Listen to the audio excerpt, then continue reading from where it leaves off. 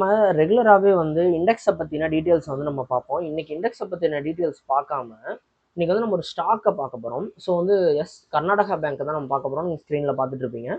So ஏன் கர்நாடகா பேங்க்கை வந்து நம்ம இந்த டைமில் பார்க்கலாம் அப்படின்னு சொல்லிட்டு நான் சொன்னேன் அப்படின்னா, இது நான் ரொம்ப நாளைக்கு முன்னாடி ரொம்ப ஒரு கம்மியான ப்ரைஸில் பார்த்த ஒரு ஸ்டாக்கு. ஸோ அந்த டைம்லையுமே வந்து நான் வந்து ஒரு ஹியூஜ் குவான்டிட்டி வாங்கி வச்சுருந்து ஒரு ப்ராஃபிட் புக் பண்ணிவிட்டு வெளியே வந்தேன். அதுக்கப்புறம் மறுபடியும் அந்த ஸ்டாக்ல நான் இப்போ என்ட்ரு ஆகியிருக்கேன். ஸோ அதனால் அதை இந்த வீடியோவில் சொன்னால் டெக்னிக்கல்ஸ் எப்படி பார்க்குறது அப்படிங்கிறது புரியும் அப்படின்னு சொல்லிட்டு நான் நினச்சேன். ஸோ அதனால தான் இந்த வீடியோ. ஸோ இந்த வீடியோவை ஸ்கிப் பண்ணாமல் ஃபுல்லாக பாருங்கள். ஒரு ஸ்டாக்கை எப்படி வந்து டெக்னிக்கலி சூஸ் பண்ணலாமா வேணாமா அப்படிங்கிற டீட்டெயில்ஸும் உங்களுக்கு இந்த வீடியோவில் கிளியராக நான் எக்ஸ்பிளைன் பண்ணுறேன்.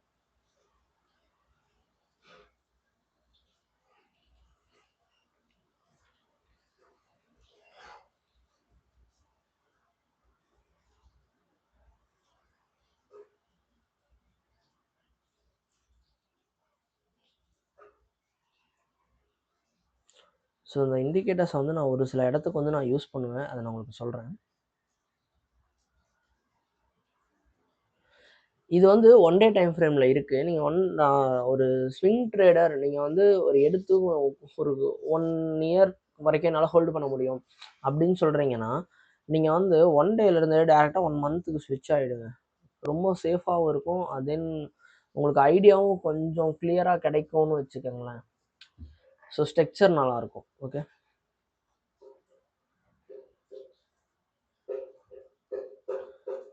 இந்த ஜோனை வந்து நீங்கள் நல்லா நோட் பண்ணிங்கன்னா தெரியும். நான் இதுக்கு முன்னாடி வந்து இந்த ஸ்டாக்கை வந்து பாட்டமில் இருந்தப்போ நான் வாங்கி கொஞ்சம் ஓரளவுக்கு ப்ராஃபிட் வந்து நான் பண்ணேன். ஸோ இந்த ரேஞ்சில் இருக்கும்போதெல்லாம் கொஞ்சம் நான் பை அண்ட் செல் பண்ணிகிட்டு இருந்தேன்.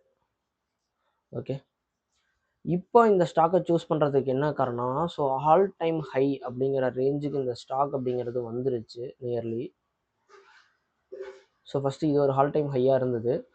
ஸோ மேலே போயிட்டு கீழே வந்து இந்த இடத்துல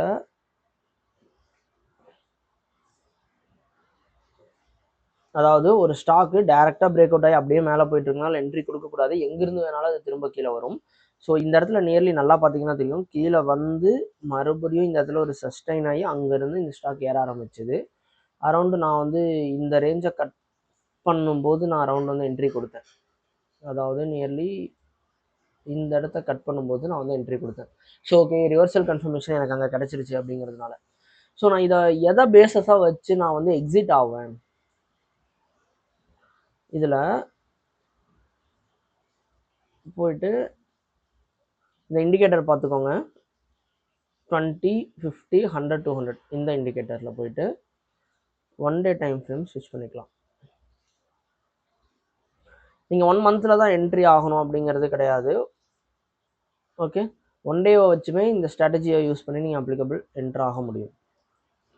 இப்போது இதை நல்லா கவனிச்சிங்கன்னா தெரியும், இந்த லைன் எங்கெல்லாம் கட் பண்ணுதோ அங்கேருந்து எல்லாமே வந்து நல்ல மூமெண்ட் வந்து இருக்கும். ஓகே, ஸோ அதே மாதிரி தான் அந்த லைன் எப்போ வந்து உங்களுக்கு கீழே கட் பண்ணுதோ அதுக்கப்புறம் அதுக்கான மூமெண்ட் வந்து கீழே நடந்திருக்கும். நியர்லி நீங்கள் பார்த்தீங்கன்னா நல்லா தெரியும். ஸோ இது ஒன் டே டைம் ஃப்ரேமில் பார்த்தீங்கன்னா தான் தெரியும். 1 மந்தில் பார்த்தீங்கன்னா இது அந்த அளவுக்கு தெரியாது. ஓகே, ஸோ இப்போ இந்த ஸ்டாக்கை நான் சூஸ் பண்ணதுக்கு காரணம், ஸோ இது ஆல் டைம் ஹையையும் பிரேக் பண்ணியிருக்கு. அது மட்டும் இல்லாமல் இங்கிருந்து இது ஏற ஆரம்பிச்சது. நான் இங்கே வாங்கலை. ஸோ வந்து நான் ஒரு கன்ஃபர்மேஷன் வேணும், ஆல் டைம் ஹையை பிரேக் பண்ணணும்னு நான் மேலே வந்ததுக்கப்புறம் தான் வாங்கியிருக்கேன். ஸோ இப்போ வரைக்கும் ஹோல்டிங்கில் இருக்குது. ஸோ இந்த ஸ்டாக்கை நான் வந்து லாங் டேர்ம் பர்பஸ்டிவில் வாங்கியிருக்கேன். ஸோ இதை லாங் டைம் நான் ஹோல்டு பண்ணலாம் அப்படிங்கிற ஒரு பிளானில் இருக்கேன். ஸோ இப்போ உங்களுக்கும் யாருக்காவது ஒரு ஸ்டாக்கை வாங்கணும், கன்சிடர் பண்ணணும் அப்படிங்கிற ஒரு ஐடியா இருந்தது அப்படின்னா, இந்த மாதிரி நீங்கள் கொஞ்சம் கண்டினியூவாக நல்லா அனலைஸ் பண்ண கற்றுக்கிட்டு நீங்கள் ஒரு ஸ்டாக்கை பிக் பண்ணிங்கன்னா நல்ல ரிட்டர்ன்ஸ் அந்த ஸ்டாக்லேயும் உங்களால் பார்க்க முடியும். ஸோ கையோட இண்டெக்ஸையும் நம்ம அப்படியே பார்த்துடலாம்.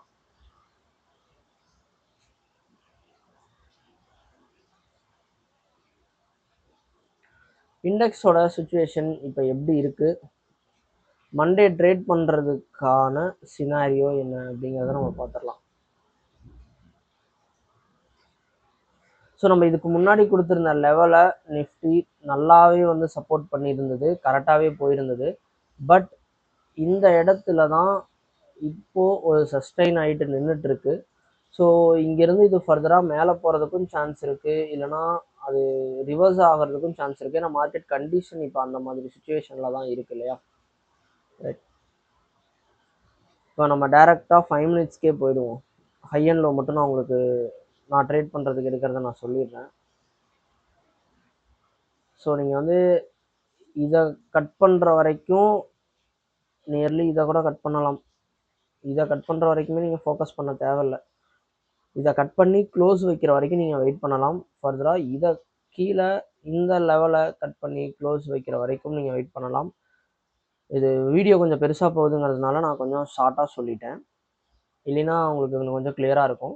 நெக்ஸ்ட் வீடியோலேருந்து நான் இன்னும் கொஞ்சம் கிளியராக நான் உங்களுக்கு எக்ஸ்பிளைன் பண்ணுவேன். ஓகே, ஏன்னா இதில் ஒரு ஸ்டாக்கை பற்றி பார்த்துருக்கோம் இல்லையா. நெக்ஸ்ட் இனிமேல் உங்களுக்கு ஸ்டாக்கை பற்றி தெரிஞ்சுக்கணும் அப்படின்னு நினச்சிங்கன்னா ஸ்டாக்குன்னு கமெண்ட் பண்ணுங்கள். இனிமேலும் வீக்லி 1 or 2 ஸ்டாக்ஸ் எடுத்து கிளியரான அனலைஸோட சொல்லிடுறேன். இப்போவுமே வந்து நம்ம இண்டெக்ஸ் அண்ட் ஸ்டாக் ரெண்டையும் பார்க்கணுங்கிறதுக்காக வீடியோ கொஞ்சம் ஃபாஸ்ட்டாக போகிற மாதிரி உங்களுக்கு இருக்கும். நெக்ஸ்ட் டைம் வந்து நான் ஸ்டாக்குக்காகவே ஒரு வீடியோ வந்து கிரியேட் பண்ணுறேன். ஸோ வந்து அப்போது நம்ம நிறுத்தி நிதானமாக பொறுமையாக ஒரு ஸ்டாக்கில் இருக்கிற இன்டெப்த்தான டீட்டெயில்ஸை நம்ம கிளியராக பார்க்கலாம். இப்போது இதில் இருக்கிற ஹை வந்து பார்த்தீங்கன்னா 24,317. இதை நிஃப்டி கிராஸ் வைக்கிது அப்படின்னா நீங்கள் ஃபர்தராக மேலே ஃபோக்கஸ் பண்ணலாம், அதாவது அப்சைட் ஃபோக்கஸ் பண்ணலாம். வெயிட் பண்ணி நீங்கள் என்ட்ரி கொடுக்கலாம். ஆப்ஷன் செல்லராக இருந்ததுன்னா இன்னும் பெட்டர்.